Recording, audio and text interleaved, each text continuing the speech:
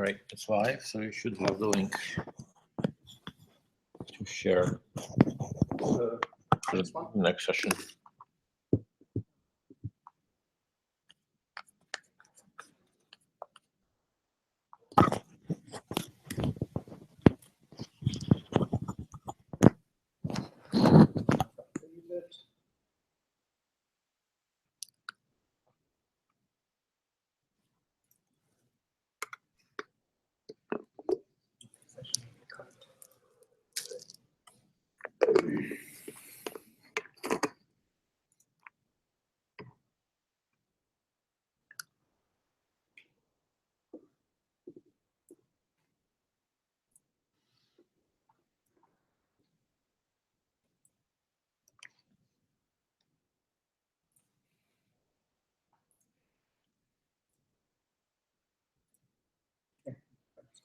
All right. So let's keep going.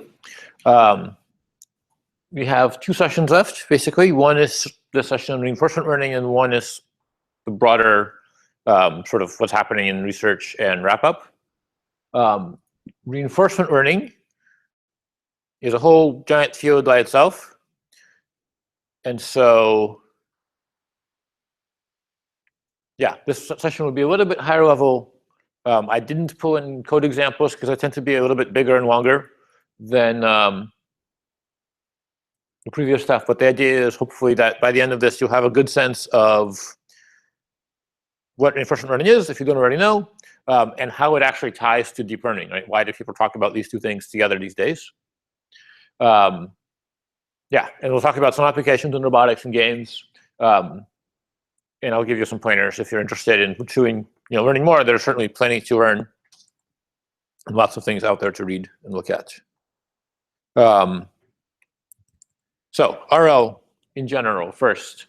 I don't know how much experience you guys have, if any, with the reinforcement learning, but basic problem, right? It can be summarized as learning in some environment where your actions can actually change the environment, right? So rather than a classification where someone just tells me, okay, here's an input, you classify it, and you just get told right or wrong. Here, you're an agent in some environment where over time you have to choose, make certain decisions, and those decisions that you make or actions actually affect the environment, right? So you can imagine something like, a car learning to drive, right? If you're driving down the road and you suddenly decide, you know what, I think right now a great action to take would be to turn the steering wheel left. If that makes your car crash into something, then you're going to have a hard time getting to your destination, right? So, and in particular, it even doesn't make you crash. It means, okay, now you're going left. And so future actions will now should depend on what you just did. So you make some action, you get some change in the environment, and then you can observe, okay, now what's happening in the environment via some kind of observation mechanism. And typically you get reward of some sort, right? So it tells you, okay, that was a good idea, or maybe that was not such a good idea. That's the general framework. Lots of applications, right? So games, I make a move in chess. Now I have a different board position. Now you make a move. At some point at the end of the game, I discover that was a good, I win or I lose, which is very concrete reward.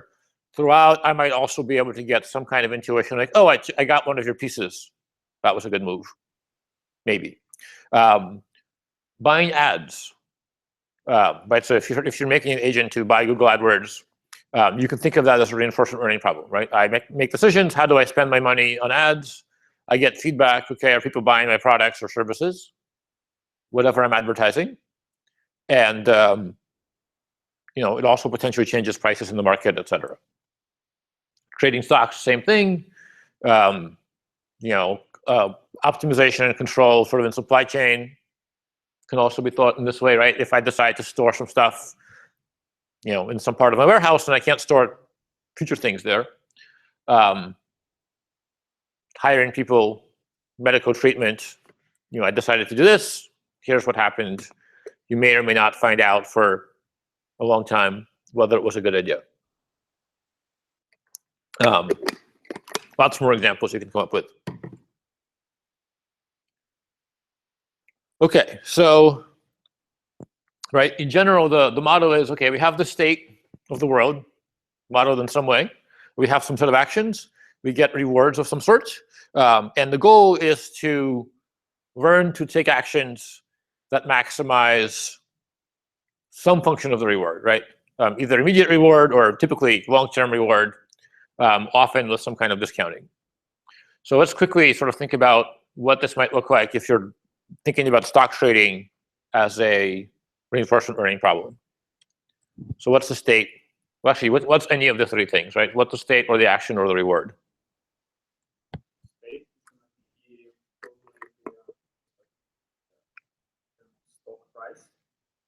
So state might be the stock price, sure. So yeah, I guess let's make it a simple problem. Let's say we're trading just one stock for now. So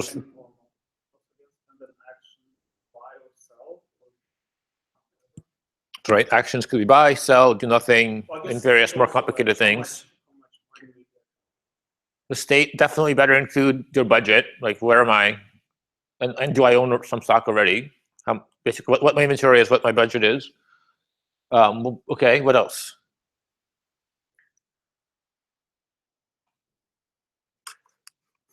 Reward is probably reasonably straightforward. Am I making money in some way, right? Profits, whatever you want to call it. State, I think, is interesting for this application, right? Because if you think about it, right, if you're as a person thinking about buying a stock, what are some of the things that you would want to take into account to make a decision? There's a lot, right? There's, I mean, certainly like the price history of this stock, what's going on with related stocks, what's happening with the market overall. That's just the financial indicators. But then there's a whole world on which, in principle, all these financial things are actually based, right? So geopolitical situations and explosions in factories and the latest jobs report and everything else all potentially can be part of the state. So for these complicated problems, you have to figure out, okay, what part of it am I actually going to look at, and how am I going to represent all those things, and which parts am I going to ignore? How is this different to traditional machine learning? Traditional machine learning, you want to optimize the loss function. What's the difference between?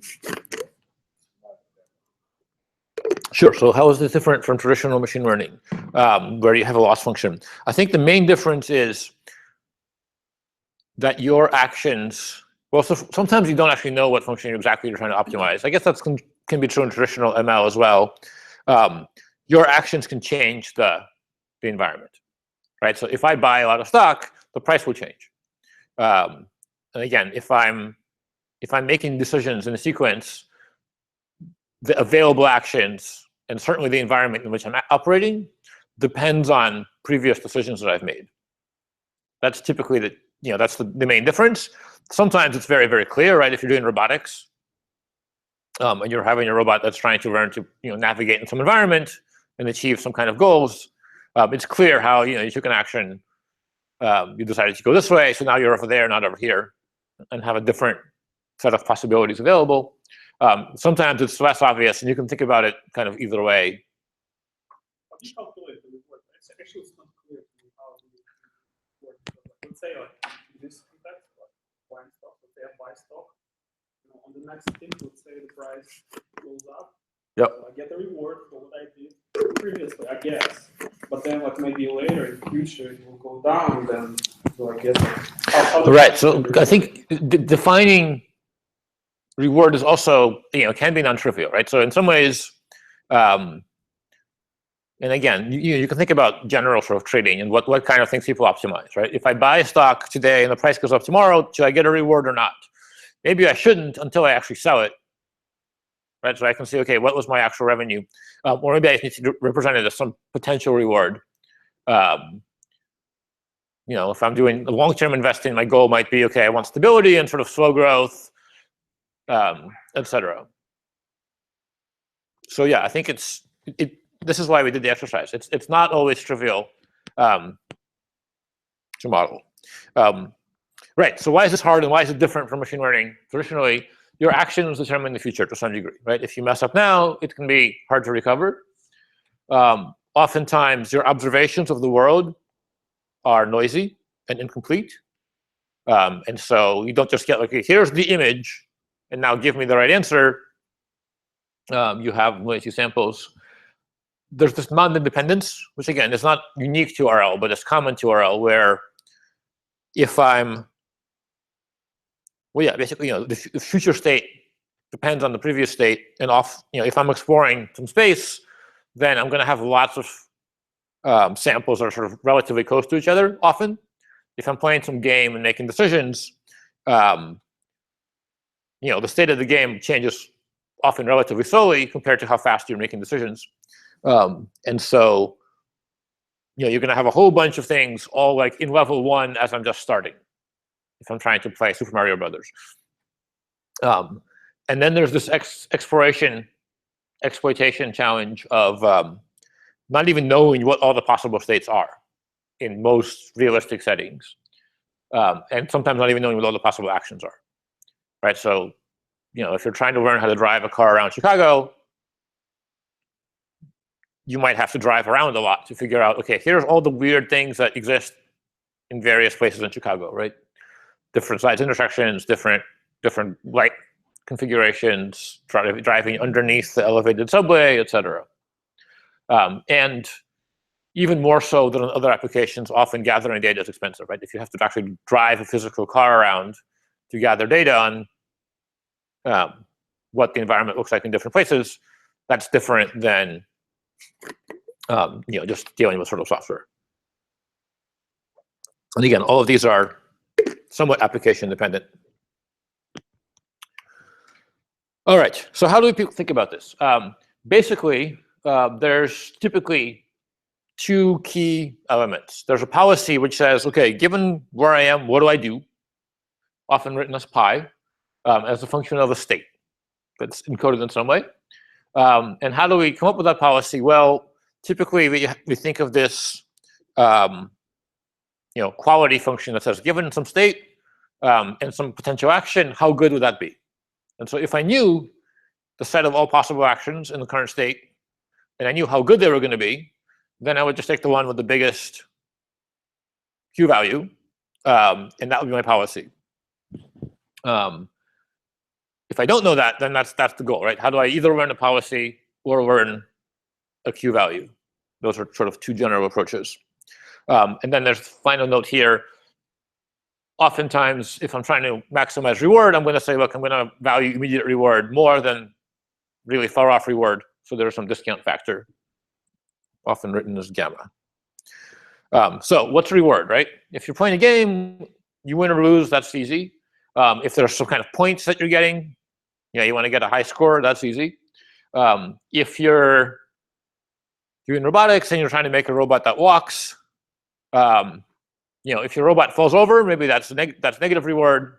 It's not always clear what a positive reward is. You could say time, right? How long do I spend without falling over? You could say distance if you're trying to walk, like how far did it get before it fell over? What happened if it partially falls over? And there's other situations where you might not have a clear definition. Timing can vary a lot, right? So if you get reward frequently, that tends to be easier, because then if I did something and I get immediate feedback, then I know whether it was good or bad.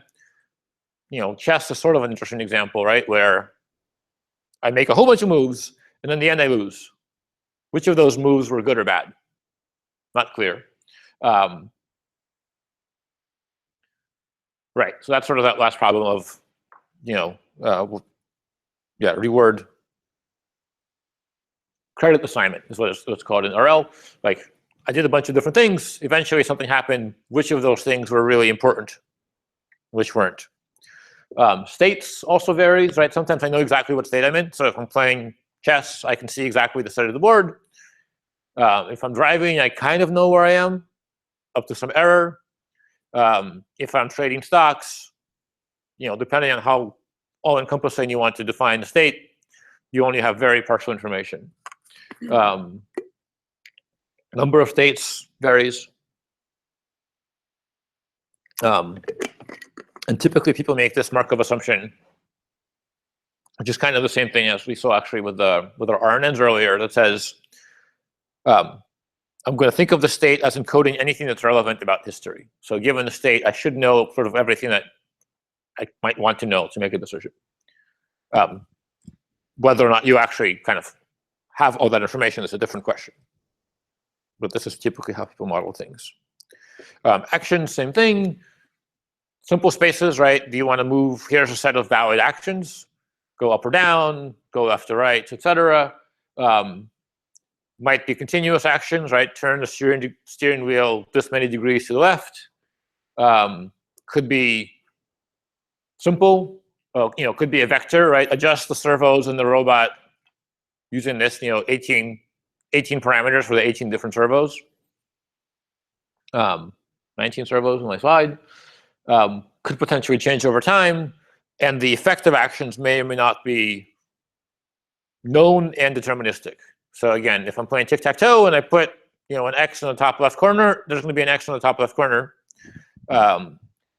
If I'm trying to make an industrial robot and it tries to put some package in some location, sometimes things will fall over and actually end up in a different location. And then potentially there might be multiple agents in this world that are trying to mess with me or trying to help me. So games tends to be adversarial. Driving tends to be, who knows, hopefully just kind of random and mostly cooperative, but sometimes crazy, etc. So let's not go through all of these, but here's another check on whether this all makes sense, right? So maybe one way to ask about this question is, which do you think are simpler to model in RL and sort of easier reinforcement learning problems, and which might be harder, and why?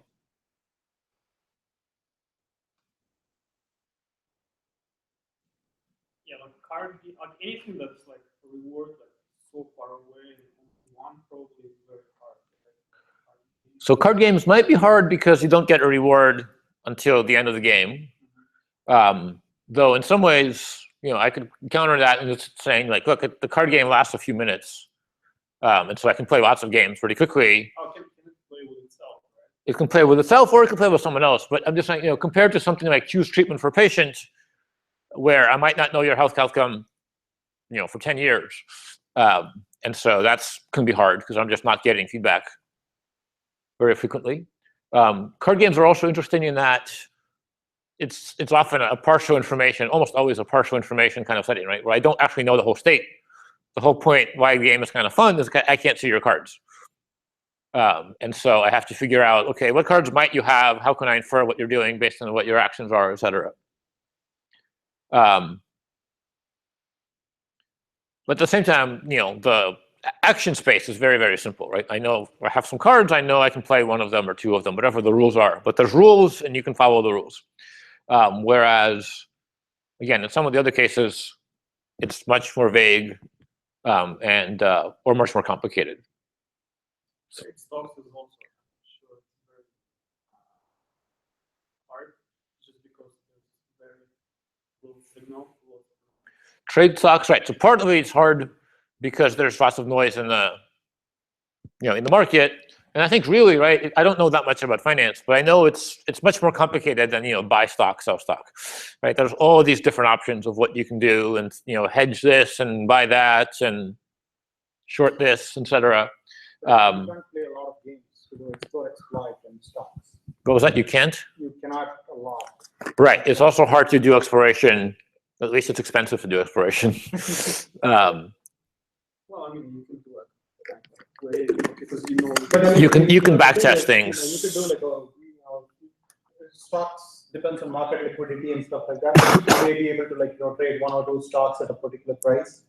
But if you want to trade 1,000 stocks, right. and then It will affect it. Right. Your actions change the market, so you can't assume that, if I know that the stock is going to go up a little bit, I can just buy 1 million of them and make a bunch of money. You have to actually somehow model what the effect of your own orders are going to be, et cetera. So for RL kinds of applications, one thing you need to think about is, you know that by doing certain things, you can always get a particular reward. You can get to that particular state in some ways. You can keep on doing it, right? And not have to worry about anything else. And hopefully you will get those local rewards. But then you may be missing out on this other opportunity which could have gotten you much further along had you explored it and found out there was a better way. Okay? That's kind of the paradigm shift, if you will, wherein, rather than you basically saying, well, what's the best way to go? To climb a mountain, you could potentially just take baby steps, go towards a particular mountain, but if you had gone this other way, there could have been an easier path, and you could have reached your destination much, much sooner. Right? Yeah. Okay, so that's kind of the big picture for what RL is and why it's interesting and hard sometimes. Let's talk about a couple of different ways people try to actually do it. So one is called Q-learning. As you may guess, you try to learn the Q function. And so the basic idea is, we'll start with just some random Q function. So for each state in action, we say, look, there's some random place.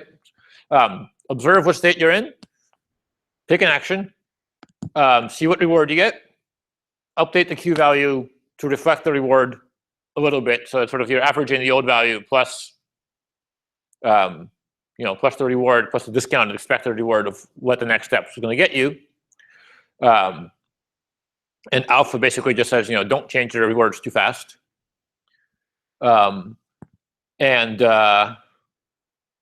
Yeah, so essentially you're saying, look, I'm going to estimate how good this is probably going to be. And it turns out that if you just run this for long enough, which can be very, very, very long indeed, this will converge to give you accurate estimates, right? Because everything starts kind of random, but every time you get a reward, you adjust things to be kind of closer to the right answer. And then as some of the Q values get closer, then next time you reference them when you're in that state, you update them. Does this make sense? Going a little bit fast. This one is just an active here. I don't know exactly how it works. So again, it would be nice for us to see. This is basically like a bootstrapping thing, right? That you're basically not. So you have this new state, but you also want to kind of have it's basically weighted average. right. You're doing a weighted average of here's the previous value, which starts out random, but over time hopefully is going to get better, and something, right? So what is this something? The reward I just got, right? So that's something I observed. I just took an action. I got a reward. Maybe it was 0. Maybe it was non-zero. And then what should the Q value be? I guess that's the way to think about this. So ignore this. This is just to go slower and don't update too fast rule. This is really kind of the value that it should be. It should be the reward I got immediately plus the expected reward I'm going to get going forward, which is discounted. So this is a discounting factor. And how do I know what reward do I expect if I now ended up in this new state? Well, if I had an accurate Q value, I would be done. I would just say, look, give me the best action from the state that I'm in now, right? That's prime. And what's the Q value for that action? That tells me, how good being in the state is, basically. That's a little because, for instance, I'm thinking in terms of stocks again. Yeah, if they are out of all actions, the maximum will be included, right? Just by the world. Maybe, but with some fixed budget, even if you knew exactly what to do, you probably wouldn't be. But you can do lucky. I guess think about it, at least to start, think about it in a much simpler setting, right? Think about it in, I don't know, a toy robot trying to get around the maze and find some outlet of the maze, right? So the action is, and you keep starting from the same point and sort of trying different strategies every time. So then the question is, okay, if I do this action, is it getting me closer to the, how long is it going to take me to get to the output? And so for each state that I'm in, imagine it's a grid. If I go up, maybe that's good. And so then that should have a higher reward, higher value. If I go down, maybe that's less good, so that should have a lower value. The application I've seen in terms of stock model is in terms of figuring out optimal execution patterns. Okay. So it's kind of a stochastic control kind of a problem where you could potentially say, I'm going to sell 1 million stocks now. Or I can do VWAP. Or I could basically do TWAP, 10 weighting, volume weighting? Is it a good idea to start small and then go big, close to my deadline is 4 o'clock trading day. So what are my different options, right? So you do back testing, typically figuring out if I was at a particular time step, what would be the ideal way to get to my ideal state. So that's where you're going to be thinking about best actions. So if I basically do all those actions now versus do those actions later, explore, exploit, buy a little, then sell a little, and then keep on going towards my goal, or keep on just buy, or just say sell. So you'll have to play around with multiple things to figure out what is ideal, because that ideal thing may not be replicable. You'll have to figure out what may be happening in the scene. It's kind of the same problem with buying ads, right? Do I build all my ability to pay now, or think about what somebody else's ability to pay is to figure out what's the best way to kind of optimize on my work. Any thoughts on bidding in terms of ads? Could be like this, it's kind of an order book example. Yeah, and I mean, again, I think part of the challenge, actually, this is a good. Well, I didn't even have all the difficulties here, right? Q-learning is great if you're playing a game, you're running some simulator, you know exactly, there's like a small number of states, you know exactly what state you're in. When you take an action, you know exactly what state you end up in, you get immediate rewards, that you can measure. Then you just do this, simple math, and you run it long enough, and it converges. Sometimes, the number of states is infinite, so it's kind of hard to keep a function, Q of S. Number of actions could be really high. So the dimensionality is a problem. Sometimes you don't know what state you're in, right? So I don't know exactly how many other people are trying to buy the stock right now, or how much demand there is for this particular keyword in ads, et cetera. And also, credit assignment is also related, right? If I'm going to take a lot of actions and only get a reward after 100 steps, one of these updates, right? If after state 100 I get a reward, I'm going to update, the value for state 99, and everything else will still be zeros, or not zeros, random. And then the next time around, when I get to state 99, I'm like, oh, state 99 seemed kind of good, so I'm going to update state 98, and sort of you back this up very, very slowly with sort of exponential discounting, basically. So it takes forever if you have very rare rewards. But there's variants that try to make it better. So here's one example, right? For playing games, if you're, so there was a pretty famous Q-learning with deep learning paper a couple years ago, and a lot of follow-up since then, saying, look, let's play Atari, right? So play Breakout. The action space is pretty easy, right? I can go left, I can go right, or I can leave the little pattern where it is. The reward is a score, which I also just get back immediately, though I don't necessarily change it immediately after an action. And the state is just, here's all the pixels on the screen. And well, actually, that's not quite that. It's that including plus which way the ball is moving and how fast. Sure, but I mean, I guess so. You can either, you can model this as an easy way to model this would be if I actually knew where the paddle was and where the ball was and where it was going, and just give me a little matrix for which blocks are still present. What they actually tried to do, and this is where deep learning is going to come in, is say, you know what,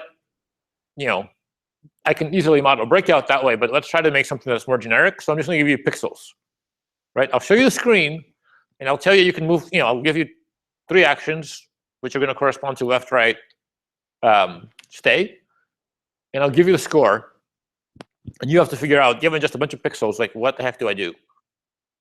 Because if you can do that, then you can play any other game, right? For for Atari, for example.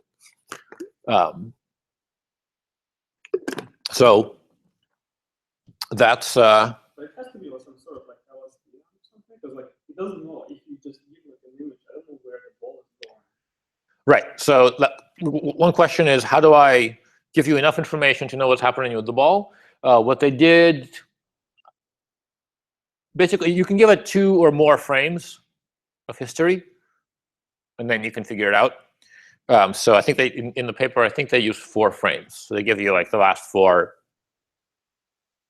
maybe skipping some frames, so you can see the motion. Yeah, so I guess we just talked about this. Right, so given the screen and sort of the history of the screen, I need to decide which way to move the controller and whether to push the button.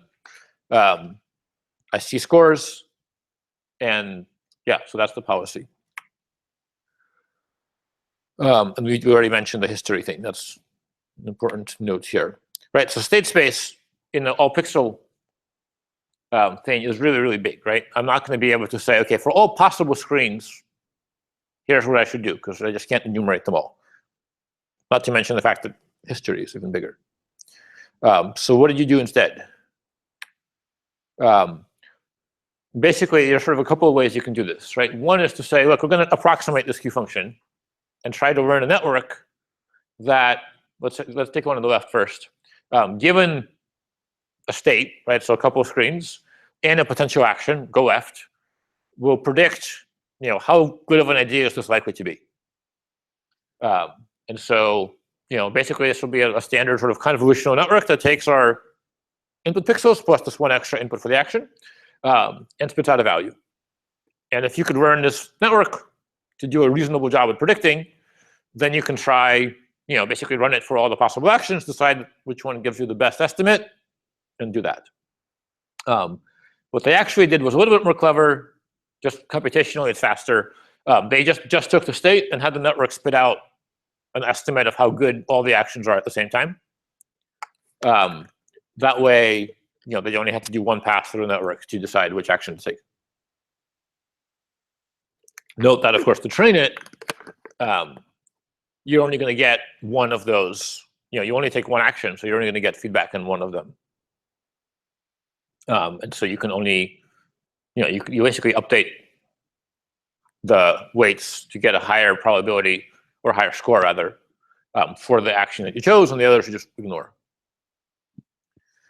So yeah, that's basically what they did. So here's a figure from the DeepMind paper.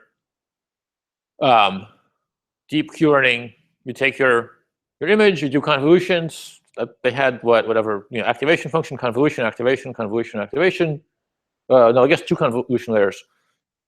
A couple of fully connected layers, and then there's however many different, like 18 or 19 possible actions. Do they calculate the entire game before updating stuff? I'm trying to remember if I have the training thing here. Yeah, so how do you do this, right? You have your network, so you start the game.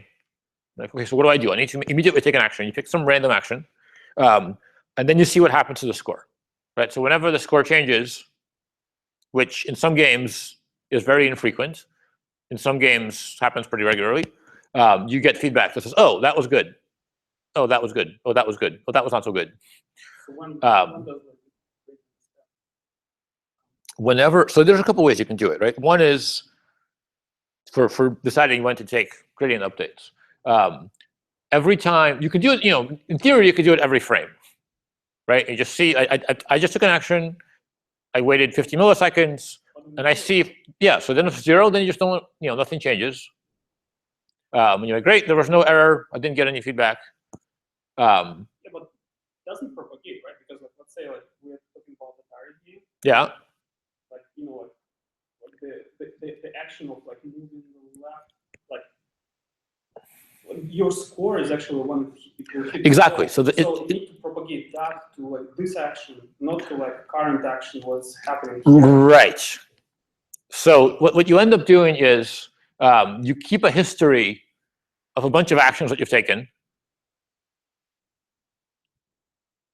And when you, well, no, actually, that's not true, right? So Q-learning, it's stupid, right? Basically, what it's saying is, it's exactly that, right? You're only saying, you're going to learn that, hey, being in the state where the ball is headed toward a brick, at some point, right? You will actually get positive reward because you're about to hit something. And then, the next time around, this thing comes, this happens, you're going to learn, oh, being in the state just before the ball is just about to hit a brick is also good. Because if I'm in that state, then I'm about to be in the state where, I'm about to get points, and then I'm finally going to get points.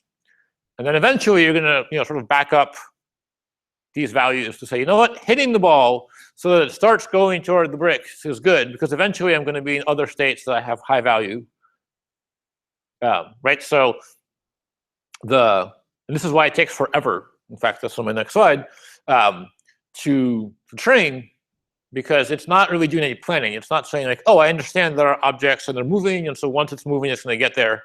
It's just learning that, hey, when I see a screen that looks like this with the ball moving in this direction, I can predict what's going to happen next.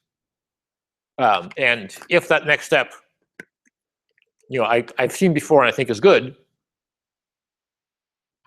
then it'll do well. The other trick that you end up having to do actually is, rather than training sort of really live as you're going, what you do is you play with the same policy for a while, and then you scramble up a bunch of the state transitions from different games and different times in the games, and train on that. That way you're kind of getting a more random sample of the policy space. And so intuition is like, if you're learning to drive a car, if you're feeding my experience sequentially, then you're going to like learn to drive to the left really well while I'm turning to the left. And as I start turning to the right, I'm going to forget all about how to turn to the left and start learning how to drive to the right. Problem in networks. So you have to randomize all the actions to deal with that. But it works, is the crazy part, right? So one of the things you have to do is also occasionally take an action that doesn't seem like a good idea. This is what Sri was talking about earlier. It's a standard sort of reinforcement learning thing where, right, you're trying to explore and discover new state spaces that may actually turn out to be good. So that's another, there's various ways to do that. The simplest one is just having some fixed probability. Sometimes you reduce it over time. Yeah, so I guess I just said that. If the environment can change over time, you want to make sure to keep exploring. If the environment is fixed, then over time you can stop exploring and sort of exploit the knowledge that you've gotten. If you're in an environment where you can lose all your money or crash your car, it can be challenging because you don't want to randomly decide, you know what, my self-driving car is trying to learn how to drive. Right now, I'm randomly deciding to try a new action, so I'm going to crash into the wall or drive off a cliff. So, and also sometimes you're worried about, how can I test things in a safe way? If you have a simulator, like a game, it's great, right? You can crash 100,000 times and lose the game 100,000 times, and who cares? It just costs you some CPU cycles. GPU cycles, probably.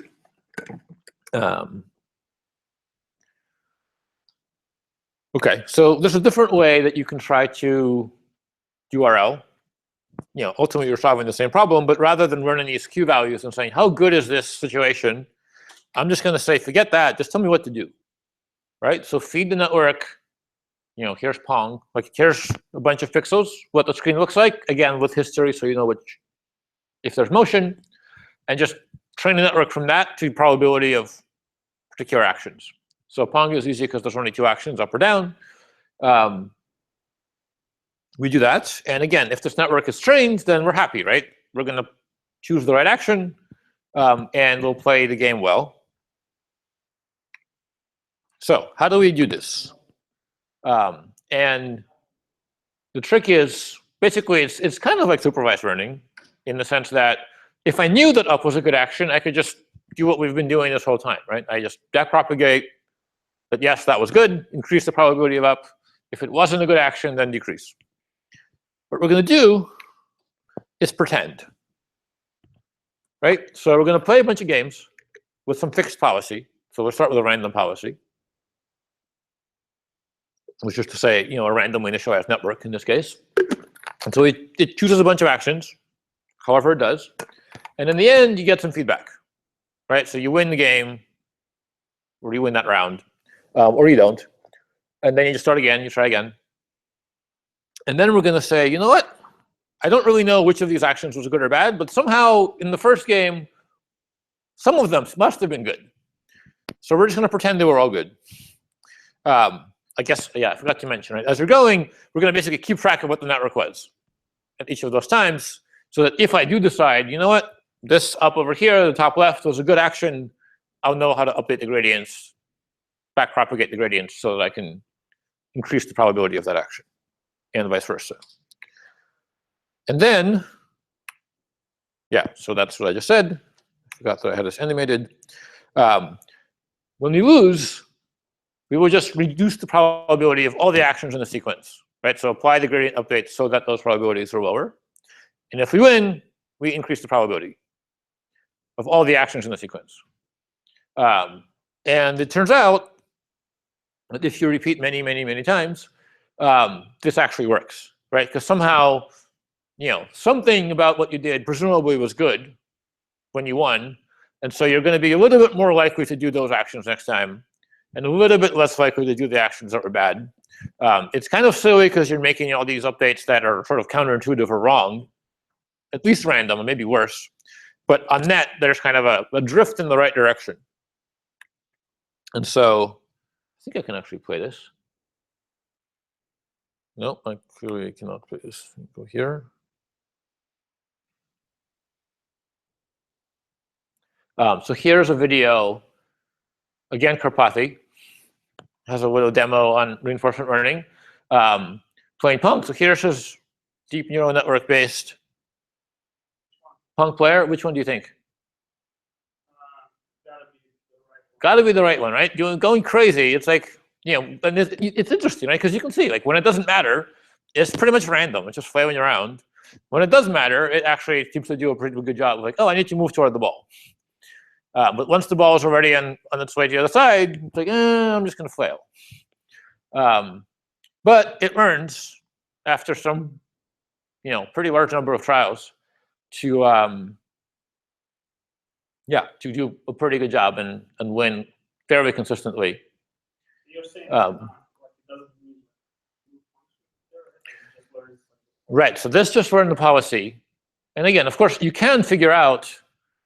Well, you could try to figure out the Q function. It also depends on your pedal speed, right? If your pedal speed is infinitely fast, you will never lose.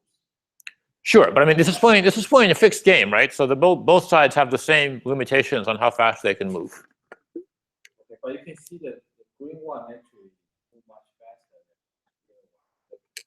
the yellow one. That's I think the yellow one could go faster if whatever AI is controlling it was smarter. I mean, it also could be that he actually made a cheating version of Pong that's easier for the green player, but the general approach is the same, right? Like, and you can see that actually this is a good example if you want to look at code. He has a tiny version of like 100 lines that does this whole game. Oh, okay. So you have okay. I mean, there's a reference right there. It's Karpathy's blog from last, whatever it was, May. Actually, yeah, exactly a year ago, he published this blog post. Anyway, we can stop watching that now. But yeah, so policy gradients actually works. Shown here, actual size. Again, for, wait, how do I stop this? Okay. Build a game AI, lovely. Okay. Right, so some of the things that help this is you have a Pong simulator, and you can play as many games as you like for free. In general, sort of to your point, right? Here, he learned to be a particular opponent, whatever was built into Pong. If you were playing against someone else who was smarter or did some other strategy, that might not work. So you have to actually learn to play against other opponents. Yeah, if you're trying to do financial trading, it's maybe harder to get a good model of what's going to happen if you make certain decisions. If you're driving around or doing robotics, I think I have a picture later. Google has some cool blog posts like, look, we built a little robot army of a bunch of hand robots running to grab things, and they're all getting training data. But it's expensive, right? Then you actually need real hardware. But yeah, so if you have a simulator, that helps a lot. Just a quick plug for OpenAI. This is a company that people started last year, nonprofit actually, in the Bay Area, to try to help make AI more accessible to random people around the world, and not just the province of Facebook and Google and IBM and so on. One of the first things they did was actually build this thing called OpenAI Gym, which is a reinforcement learning environment where you can play a whole bunch of games and simulators using a very generic interface. And so hopefully at some point people will have algorithms that work well sort of across a whole variety of different environments, right? Playing games, robotic simulators of various difficulties, et cetera. So if you want to play with simulators in RL, this is a great place to go. And Universe too. That really extends the right. It's like it's gonna have GTA 5 now. Yeah. That you can play with. It's pretty interesting. And there's actually a lot of systems work to get this to work well, sort of fast enough, et cetera. It's also one contest. This is CrowdAI.org, Yeah. where you can use different data sets. There's like a learn to walk, learn to run. Yeah, so there are others. DeepMind actually has one as well. I don't know if CrowdAI is that, or is it a third one? Okay. If you get into RL, you'll learn about more of these. Yeah, it's pretty cool. So let's talk about robotics briefly. Well, this is kind of just a fun demo, so let's quickly look at it. Right, here's another Google robotics thing. So using vision, wait, why is this? There it goes. Okay, right. Traditionally, for robotics, someone would sit down and try to write down the rules of like, here's how you grab things. What they're doing here instead is saying, you know what, we're just going to learn from visual input and reinforcement learning on the actual robot controls. So I'll show you the architecture on the next slide for how they did this. But basically, there's convolutional networks trying to look at this and make sense of it, saying, look, are we about to grab this or not? So there's a prediction of, are we going to have a successful grasp? And then there's a learning algorithm for, if it says yes, then you just keep going. And if it says no, then you, what's the word? Basically, you back up and try again. And so over time, it actually learns to pick up objects of different shapes. And so, as you watch these like hand grasping videos, it starts to notice like, oh, I like to align things so that I can actually grab them with my grippers appropriately, et cetera. And I don't know if this is an accident or not, right? But often you would start with something like this, where you teach it how to pick up one object, and then you put in two objects, and you put in things all on top of each other to kind of make things progressively harder. Yeah, it's funny. One of my friends did a PhD in robotics and grasping like 10 years ago. And her whole like 6-year program, in the end, she's like, look, I have this robot that can pick up a drill and do something with it. Very much more hand-coded. Now you're like, look, if you have a robot and a camera and enough time, just leave it to figure it out. So that's cool. Where it happened. Yeah, so state action reward in this application. You have to participate. Otherwise, you won't earn anything.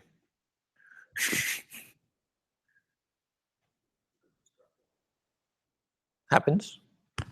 So what's the state in action in the robotics thing that we just saw? State is just like current. I guess in this case, it's just like an image of the arm. Where's the arm? Right? Where's the robot arms? And then where are the objects in the bucket where you're doing stuff? But really, as far as the algorithm is concerned, you're right? It's really just it's the input from the camera and whatever else it knows about the arm state. Probably kind of what the positions are, et cetera. So the actions are to decide how to move the arm, and the reward is ultimately only when you finally pick up the object. You get to like, okay, yes, I succeeded, or no, I didn't. I'm actually not even sure how they compute that. Right, you could try to do it from the camera as well, or you can maybe have sensors that say, okay, yes, I'm up in the air and I'm holding something. If you have a weight sensor. Yeah, I guess I had the same question on here. So how do they do this? They make a network that's not just looking at the visual input, but actually saying, given this input and a potential thing that I could do, how likely am I to succeed? And so then you can just try a bunch of different motor commands and with the current input. And if any of them give you a high probability of grasp, then do that. And if none of them do, then back up. So that proposed motor command does not go to CMM, correct? It's an merge layer. I think, yeah, I mean, we'll have the architecture on the next one. It merges after the convolutional layers. Well, I guess we can just go here, right? So here's our complicated picture where now we actually understand what all of the pieces mean, right? So we have two images. They didn't do a good job with the pictures. One of them basically is the image before the robot arm got in the way. So you can kind of see the whole picture. The other one is the current state where you might have a robot arm blocking some of the vision. So it's kind of like you might remember where things were, even if your arm is blocking blocking your view of the thing you're trying to pick up. So two inputs, a bunch of convolutional layers with max pooling, repeated 5 times or something. And then after that, you feed in the motor command, which is like a 64, I think, dimensional vector. And then a bunch more layers. I guess still convolutional layers, actually. Yeah, that's not clear, right? So you can look at the picture, the paper. I forget the exact details. But basically, spatial tiling. Yeah. So basically, they make it look like an image, just so they can use the same convolutional structure. I don't know why they do that, actually. I don't remember. But then in the end, right, you have fully connected layers and you get a probability. But I don't, maybe I missed it. Why? So one image is what the bucket looked like before you started your motion, when you can see the whole thing. The other image actually shows you where the robot arm is now. So imagine, right, that I have this bucket, and now I'm trying to pick up something. I can't actually see through the robot arm, right? And so since I can't see what's underneath, you could have more cameras, but this is just kind of like memory, right? This is what I saw before I started, and this is now the same picture, except there's an arm in the way, which is useful when I can see where the arm is, but it's not useful because I can't see what's underneath. And so if I'm trying to pick up those glasses and I can't even see the glasses, without this input, it's going to be harder to decide, like, am I actually about to succeed or not? So it's just a way to simulate kind of memory, basically. Yeah, so again, I forget exactly how they combine these things. There's a reference on the slides. The other cool thing they did here is actually they did this with 14 different robots. This was the robot army, all trying this simultaneously and feeding gradient updates to a single model. I forget, synchronously, asynchronously, or something. So they tried, 800,000 times to train this model, and in the end, it actually worked pretty well. That's Spark version. Yeah, maybe. They have their own choice at Google, but yeah. Okay, so self-driving cars is even more complicated. So I just wanted to sort of think about it as an application at a slightly higher level, right? So we have this car. It has a bunch of sensors. It's trying to get me home without crashing into anyone. So again, what sort of state, action, reward?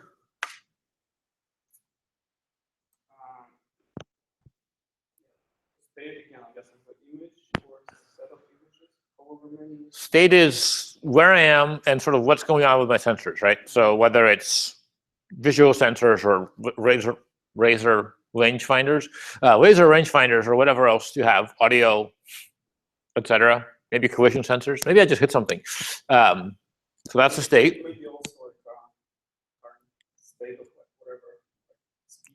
Right. That's a good point, right? You can probably do it like from images, but still. Kind of like the No, I mean, that would be crazy, right?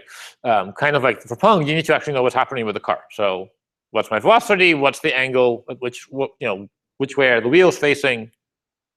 Potentially, ideally, hopefully, you also have in the state things like, what do I think the current road conditions are? Is it icy or dry or wet or whatever? Okay, so action. Left, right, brake. Relatively straightforward, right? There's a few directions of freedom, right? So there's turn the steering wheel this quickly to this side or not. Adjust, apply this much acceleration or brake. Hopefully not both. Shift gears potentially, maybe probably not actually. That's probably left to the car to figure out in some other system. And reward is something like making progress toward where you're trying to go, haven't crashed yet, haven't run any bicycles off the road, etc. So where my neural networks fit into this, right? I found this slide from a CMU research paper. Like, look, here's a bunch of different models that you'd need to put together to make this all work, right? You have some model of the world, where you're trying to go. You have a whole perception model, a bunch of different modalities. You go from that to some model of, okay, so what's happening, right? Where's my vehicle? Where am I going on a local scale? What's happening on the road around me? Are there obstacles? Are they moving? Are they not moving? What did the user actually tell me to do? Park the car, go home, run that jerk off the road. Hopefully we don't have that, but someone might add it as a post-market edition. It's terrifying. And at some point you have to decide what to do, etc. Right? Some commands to the car, and then it actually goes and drives. So some of these things might be a great fit for neural networks. Others maybe not so much. Yeah, so I think I actually have this here, right? Perception seems like a great place to do neural networks. Potentially, the motion planning thing could also be a network, right? That sort of synthesizes all these things. But in general, this is also Andrew Ng, I think, had a good point, right? Where researchers might actually say, you know what, let's just do this end-to-end as one giant network that solves the whole problem. But today, that's still not what you'd actually do, typically, right? You can't debug that very well, and you can't give any real guarantees that it's going to do the right thing, right? It might have done the right thing in training, but it's hard to know. So what people actually do is still have a more traditional kind of planning algorithm where you can prove theorems about it and guarantee certain kinds of behavior, or at least understand why it made certain decisions, right? So you would say, look, I'm going to build a map of the world that's sort of more abstract than just pixels. Yeah, and then I could say, okay, maybe the mistake was the perception was wrong. I didn't see this bicycle. Or maybe the mistake was, I thought I could get in front of the bicycle before it got to where it was going, and it accelerated faster than I thought it was possible, or whatever else. But these real-world systems for a complicated problem tend to be not just a neural network, but a bunch of other pieces as well. Okay, so one more example, which we already briefly talked about yesterday, right? In this case, games with an opponent, right? But in general, environments where there's people who are trying to mess with you. And so you have to actually react to them.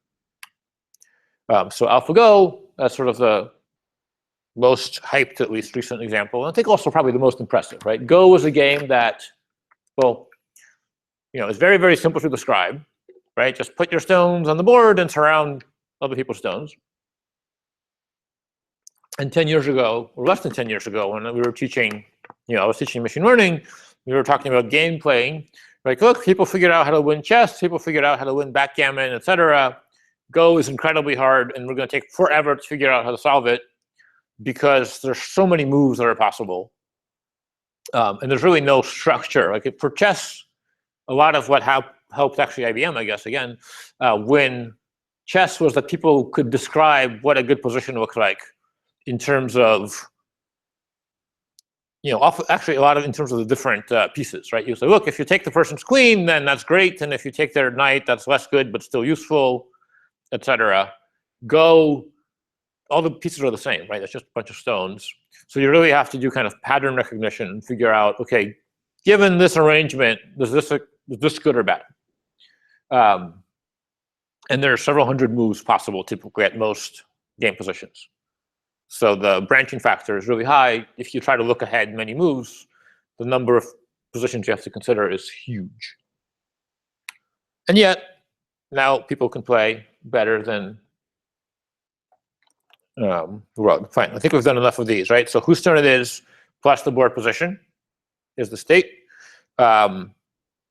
Different in that, you know what you're going to do, but then your opponent is going to try to react sort of adversarially, right? They're going to try to do the thing that's worst for you. So there's this notion of game trees that's important to understand for game playing, right? It basically says at each point, like, what are the possible moves? And then for each of those points, what's my opponent's possible moves, and so on. And you can actually then go back from the end and figure out, as long as I make the best move at each step, can I actually win the game? Right? So there's sort of, if I go this way, then I can win regardless of what my opponent does after this point. If I go this way, then I can at least draw. If I go this way, I'm going to lose, assuming my opponent plays optimally. So you have this notion of a game tree. For Go, it's incredibly, incredibly huge. And yeah, I guess we talked about that. What do you think about AlphaGo being retired? What? AlphaGo is being retired. Oh, I didn't hear that. Yeah, that's after the 3 games, then I don't think that's going to be retired. Okay, I mean, that sort of makes sense. Well, let's come back to that in a few minutes once we talk about how it works. Right, so the approach here is going to actually try to combine the two things we already saw, right? We're going to learn a way to say, how good is this action from this state? So that's a Q function. And we're also going to learn a network that's just going to say, what should I do? A policy network. And then, roughly speaking, you just do a weighted sum where you figure out what weight you should use. So the question is, how do we do this, right? And what they did is they took 100,000 human expert games that they had data on and said, let's try to learn a policy, right? Basically predict what move the expert was going to make given a board position. That gives you a policy.